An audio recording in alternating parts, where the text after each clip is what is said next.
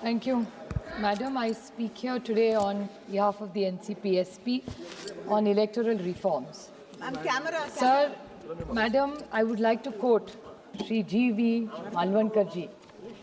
A real democracy, one has to not merely look at the provision of the constitution, the rules and the regulations made for the conduct of the business in the legislature, but one has to foster the real democratic spirit in those who in the form of legislature.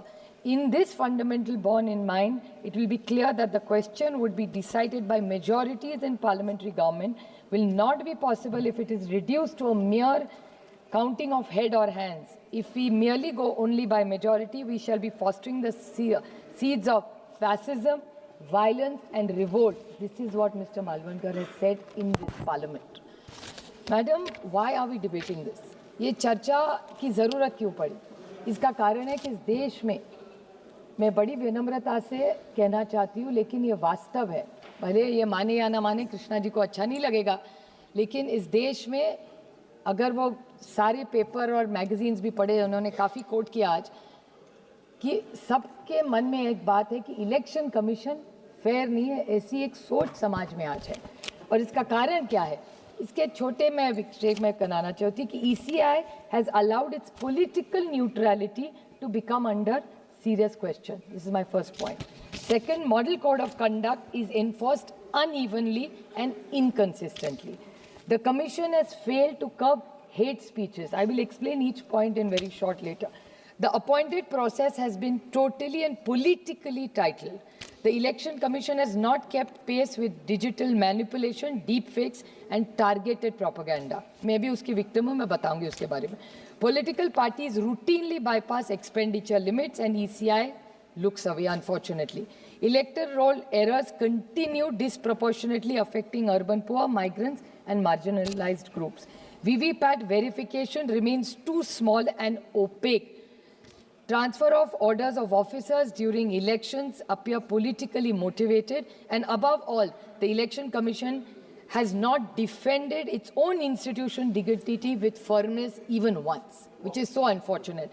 And will the Commission protect democracy in this country, or will democracy has to protect itself is the question I want to ask the Election Commission.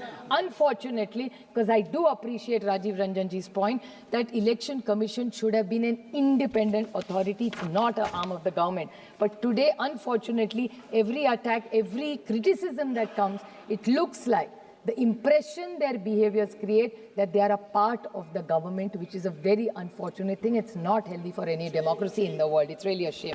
I'll give you a small example. Madam, इस सब के उदाहरण मैं एक ही election में बताऊंगी आपको. Election fair होना चाहिए, सब की बात है. What is B.R. Ambedkar ji said? बाबा साहब ने कहा है, I didn't give a weapon to my people, I gave a right to vote instead. Now it is in their hands whether to live like a legend by fighting or becoming a slave by selling it. This is B.R. Ambedkar जी का coat है sir. और तब उन्होंने कहा था, उनको पता भी नहीं था इस देश ऐसे आगे बढ़ेगा. हमारे यहाँ मैडम पंचायत की इलेक्शन हुई है, यहाँ मस्के जी भी बैठे हैं, आप वेरीफाई कर सकते हैं. जो जो मैं आरोप नहीं कर रही हूँ, मैं वास्तव कह रही हूँ, पूरी चीज़ मैं ऑथेंटिकेट कर सकती हूँ. मैंने लाया है सब कागज मेरे साथ. क्या हुआ?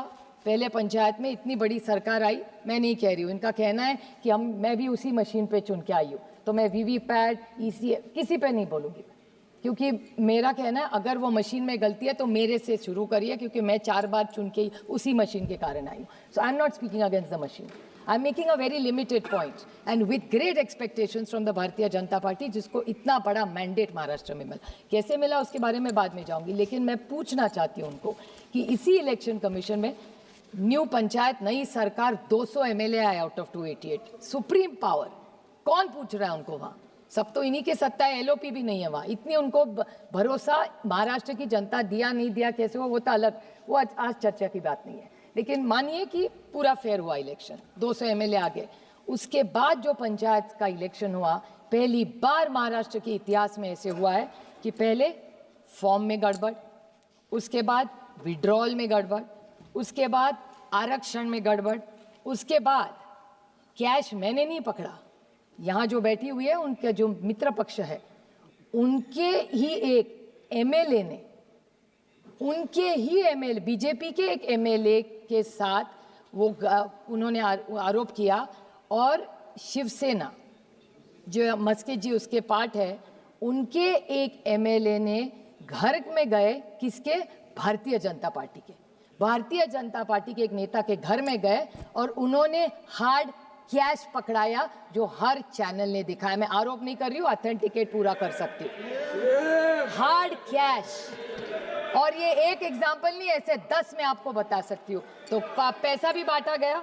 उसके बाद जिस तरह से भाषण करे, हमारी तो इलेक्शन कमीशन महाराष्ट्र में तो है ही नहीं मैडम, है होगी तो हमें तो पता नहीं कहा है। हम जाते मिलते नील बाय माउथ होता है ना, जिप, उन्होंने मौन व्रत रखा है, एक चीज नहीं बोलते। उसके बाद वायलेंस, महाराष्ट्र के इतिहास में आज तक कभी भी वायलेंस नहीं हुआ है, लेकिन बंदूकें भी दिखाई गई। किसने किसको बंदूक दिखाई मुझे नहीं पता, वो तो होम मिनिस्टर हमारे महाराष्ट्र के माननीय मुख्यमंत्री बता सकते हैं। लेकिन गाड़ियां तोड़ी गई, पत्थर फेंके गए, बंदूक निकाली गई। ये कौन सा राज्य है? ये है ट्रांसपेरेंट इलेक्शन। और उसके बाद ईवीएम के लॉक भी तोड़े गए, और ये सारा टीवी पे दिखाया। मैं आरोप नहीं कर रही हूँ, यहाँ मस्के जी भी बैठे, श्रीकांत शिंदे जी भी बैठे, उसी सरकार के पार्ट है, इनके ही लोगों ने ये सारे, मैं फिर से बोल रही हूँ मैडम, फॉर्म में गलती, विड्रॉल में करप्शन, आरक्षण में गड़बड़, कैश बांटा गया। मैं तो प्रधानमंत्री जी से विनम्रता से कहना चाहती हूँ कि आप देश को एक दिशा देख रहे, आप ही की सरकार महाराष्ट्र में कुछ और ही करे जा रही है।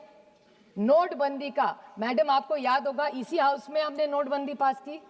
प्रधानमंत्री की क्या इच्छा थी कि इस देश से काला धन निकाल देंगे, पूरा जो भी होगा कैशलेस इंडिया हो जाएगा। अभी तक सरकार, मुझे अभी तक तो पता नहीं, मेरे दोस्त है शिव कुमार उदासी अभी हाउस में नहीं है, लेकिन उन्होंने सवाल किया था, तब मुझे चैलेंज किया था कि नोटबंदी में पैसा कितना गिनते, आज तक किसी को देश में पता नहीं कितना कैश आया इस देश में।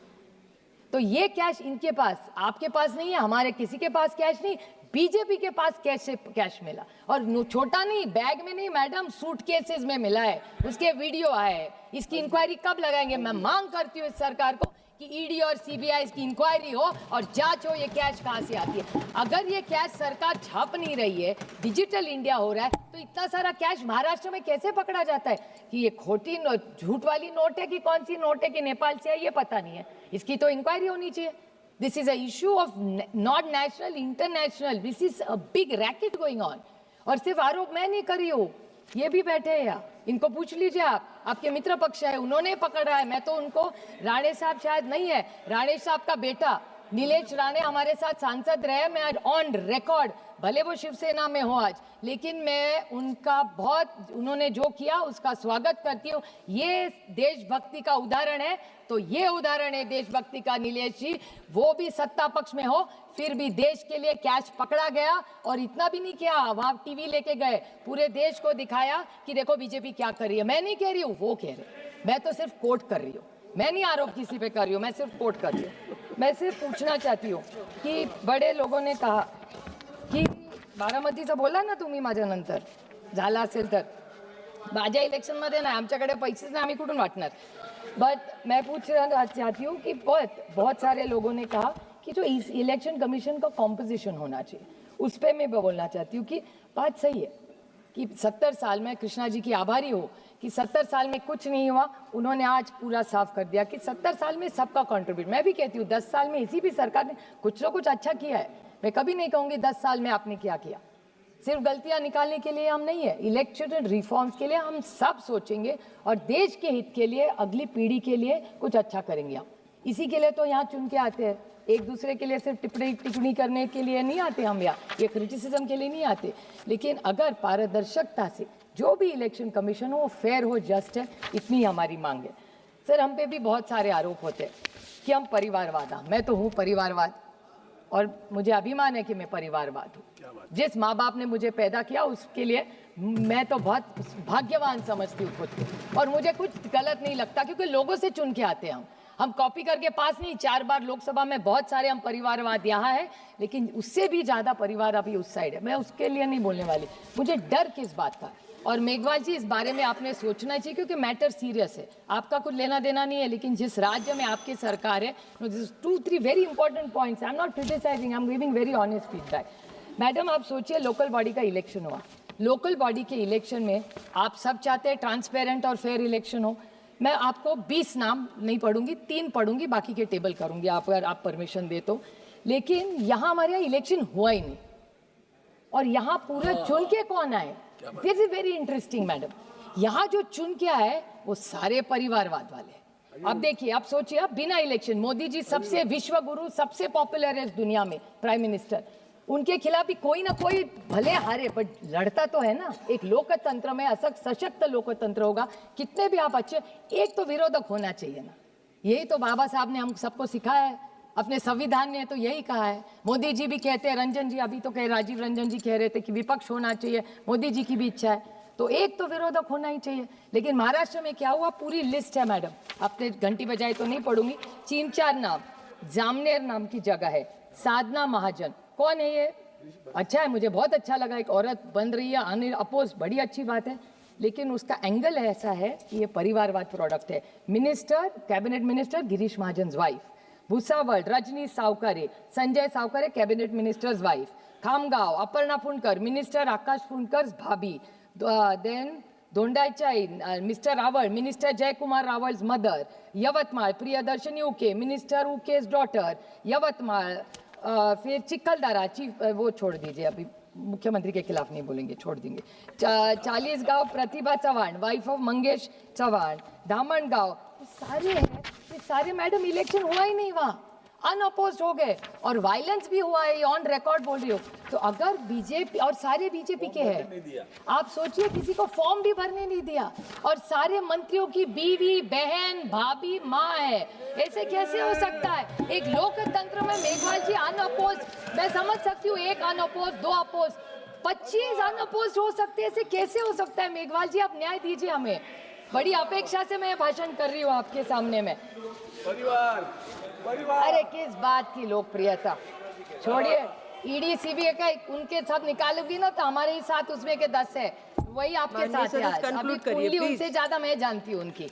और एक छोटा, हमारे यहाँ शिरूर नाम का एक विधानसभा है, शिरूर में एक है, वहाँ 1000 वोट्स, 1000 शिरूर में, ना घर है ना कुछ है। आरटीआई करवाया किसी ने कि 1000 वोट आए कहाँ से, तो ये वोट कहाँ से आए? हवा से आए। उसको चैलेंज किया है लेकिन उसका जवाब नहीं मिला है। मैडम हम पूछना चाहते हैं, this is it, what did ये रिजर्वेशन, आरक्षण के बारे में इनको बहुत अच्छा लगता है आरक्षण, हम सब उनके साथ हैं, मराठा, धनगर, लिंगायत, मुस्लिम, किसी का भी आरक्षण आप लाइए महाराष्ट्र से, हम पूरी ताकत से आपके साथ खड़े रहेंगे। लेकिन महाराष्ट्र में इलेक्शन अनाउंस हुआ, this is a reform you must do. Meghwal ji, मैं आपको मांग करती हूँ कि रिफॉर्म अगर आप कर रहे हो तो सुधार कर रहे हो तो सब मिलके करें। महाराष्ट्र में पंचायत का इलेक्शन अनाउंस हुआ, उसके बाद रिजर्वेशन का ऑब्जेक्शन हुआ मैडम, और आप सोचिए आधा इलेक्शन कैंसिल हो गया। और इतना ही नहीं, 242 म्युनिसिपल काउंसिल्स है, उसमें के 57 bodies have exceeded reservation list. क्या कर रही थी इलेक्शन कमीशन? बेचारे सारों ने, आपके भी लोगों ने फॉर्म भरा, हमारे भी भरा, अभी क्या कर रहे, घर में बैठे हुए 20 दिन से, खर्चा तो बढ़ ही रहा है। आप सोचिए 57 bodies have crossed more than 60% reservation. एक छोटा मुद्दा मैडम एंटी डिफेक्शन का बोलना चाहिए, बिकॉज आप सोच लीजिए कि आप कैसा करेंगे। एंटी डिफेक्शन का मैंने भी भोगा है, आपने देखा होगा, अभी शिवसेना जी के बोल रहे थे, हमें कोई नहीं, ठीक है पार्टी टूटती है, 2/3 जाती है, कोई प्रॉब्लम नहीं है, सोच सकता है, किसी की सोच बदल सकती है, किसी को कुछ विकास करना है, किसी का ईडी है, मैं समझ सकती हूँ। लेकिन मैं, आप बताइए मुझे थोड़े से कि एंटी डिफेक्शन लॉ जो शेड्यूल 10th में है, लेकिन हमारे यहाँ महाराष्ट्र में क्यों नहीं हो रहा है? महाराष्ट्र में आपने देखा होगा, हमारे यहाँ एक पार्टी का नेशनल प्रेसिडेंट बदला और no use of any constitution. Party की कॉन्स्टिट्यूशन क्या कहती है? Party decides. जैसे भारतीय जनता पार्टी में भी अच्छी है, भारतीय Janata party is larger than elected member, सही है कि नहीं? वैसे भी हमारे यहाँ भी है। Without asking anybody, the speaker has allowed to remove a national president who started the party, not just in NC, it has happened to us, not just in NCP but in Shiv Sena. दोनों party तोड़ डाली, उसके बाद आगे क्या हुआ? हमें किया, ठीक है, हम ठीक हो गए, बट किसी और को मत करिए। आप इतना बोलते हैं कांग्रेस ने ये किया, इसकी सरकार गिरा दी, आपने क्या किया? आपने से उससे ज्यादा किया। And how is this democratic? अगर आपको तोड़ा होगा कोई प्रॉब्लम नहीं, नई पार्टी निकाली। और पता है मैडम, हमें पार्टी, अभी ये कृष्णा जी कह रहे थे कि उनको 9 महीने पहले सिंबल मिला। कृष्णा जी, मुझे तो सिंबल मिलता ही नहीं, 2 महीने मिला। आप सोचिए मैडम, हमको तो कोर्ट जाना पड़ा। अगर मैं कोर्ट नहीं जाती तो सांसद भी नहीं बनती। ये कौन सा न्याय है एक सशक्त लोकतंत्र? आदरणीय अध्यक्ष जी, आपने मुझे आज इलेक्टोरल रिफॉर्म्स पर बोलने का जो